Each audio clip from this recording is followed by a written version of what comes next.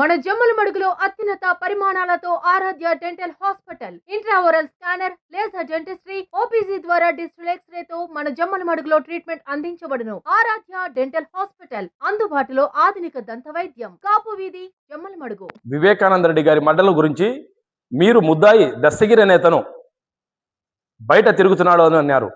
మీకు అదే మీరు మీ నోటితో ఒప్పుకున్నారు అతను ముద్దాయి అని.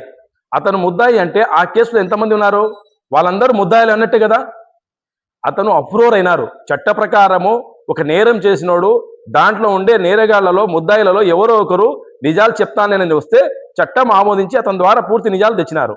ఆ విధంగా దాంట్లో ఎవరెవరు నా కేసులో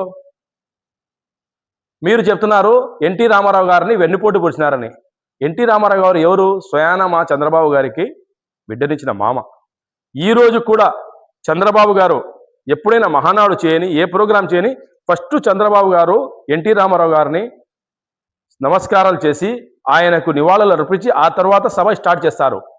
అదే పార్టీ, అదే సింబలు, అదే సిద్ధాంతాలతో నడుస్తుంది. కానీ మీ పార్టీ ఒకసారి ఆలోచించుకోండి. మీ పార్టీ ఏమి? ఎవరిది? ఎవరు తీసుకున్నారు? వైఎస్ఆర్ అంటే మీ యొక్క ఇంటి పేరా? కాదు కదా.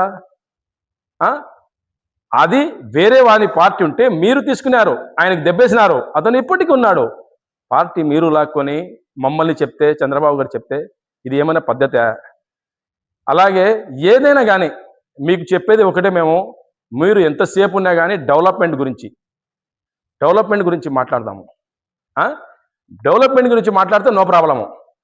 చంద్రబాబు మీరేమంటున్నారు? ఎదుటి వానికి మనస్తత్వం ఎట్లా చెప్తానంటే, మా అబ్బను చంపినోళ్ళని, రాజారెడ్డి గారిని చంపినోని మా ముందరే తిరుగుతాం, మనం ఏం చేయడం అని.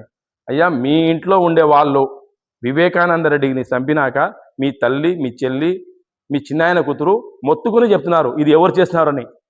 వాళ్ళందరూ మీకు ఓపెన్గా చెప్తున్నారు. వాళ్ళు ఎప్పుడో జరిగిన సంఘటనలు ఎవరో చెప్పడం వద్దు, ఇప్పుడు చెప్తున్నారు. వారికి న్యాయం చేయండి. ప్రజలకు ఏమేయండి? మీకు ఒకటే చెప్పేది, మీరు మంచి రాజకీయము, ఆరోగ్యకరమైన రాజకీయం చేస్తాం. మనం ఉండే విడిపోయిన ఆంధ్రప్రదేశ్ నష్టాల్లో ఉంది, కష్టాల్లో ఉంది, లోటు బడ్జెట్లో ఉంది. మనకు పరిశ్రమలు కావాలా? మనమందరం కలిసిమెలిసి ప్రతిపక్షం కూడా ఎట్లా ఉండాలంటే, ఒకసారి కేరళని చూడండి. ఆ ముఖ్యమంత్రి దిగినాక పాత ముఖ్యమంత్రి ఇంటికాడ పోయి పిలుస్తున్నారు.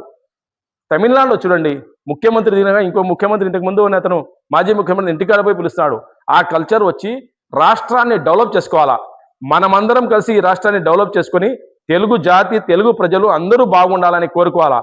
అంతేగాని పాత స్టైల్లో ఎప్పుడైనా కానీ గలాటలు, మర్డర్లు, లేకుంటే మీ నోటి నుంచి వచ్చేసి టపటపాని కాలుబులు, రపరపాని పోస్టర్లు మీరు ప్రోత్సహిస్తున్నారు. ముఖ్యంగా యువతను కోరుకునేది ఏమంటే, గంజాయి మీ హయాంలో గంజాయి ఆంధ్రప్రదేశ్ బ్రాండ్ అయిపోయింది.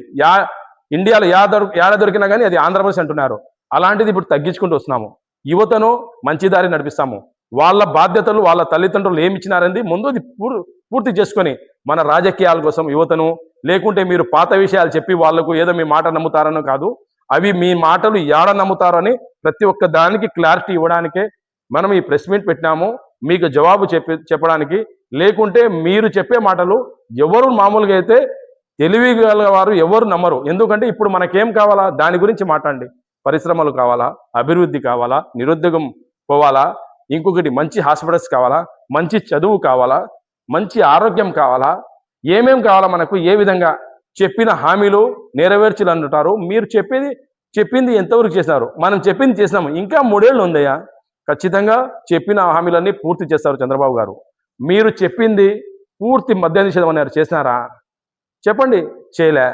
ఒకేసారి మీరు ఏమన్నారు? మీరు పెన్షన్లు పెంచుతామన్నారు, పెంచినారా? స్టెప్ బై స్టెప్ పెంచుకున్నారు. కానీ మనం ఏం చేస్తున్నామో ఒకసారి చూడండి. మీకు మళ్ళా ఒకసారి చెప్పేది, జగన్మోహన్ రెడ్డి గారు మంచి రాజకీయం చేయండి. రాజకీయాల్లో హుందాతనంగా ఉండాలా. ఇప్పుడు ప్రజలకు ఏం అవసరమో దాని గురించి మాట్లాడాలా. కానీ అనవసరమైన పాతయి లేనిపోని చేసి ఒక ఏదో గుడ్డ కాల్చి ముఖం మీద వేసుకుంటే తుడుచుకుంటారులే అన్నట్టు చేయకుండా మంచి ఆరోగ్యకరమైన రాజకీయాలు చేయండి. కానీ అది బాగుంటాను. కానీ ఇలాంటి నీచమైన రాజకీయాలు చేసి ప్రజలకు కానీ యువతను కానీ తప్పుద్రోవ పట్టించకోకుండా ఉండాలని మీకు కోరుకుంటూ, మరొక్కసారి మంచి నాయకుడు అనిపించుకుంటే మంచి రాజకీయాలు చేయాలి. జై తెలుగుదేశం, జై హింద్.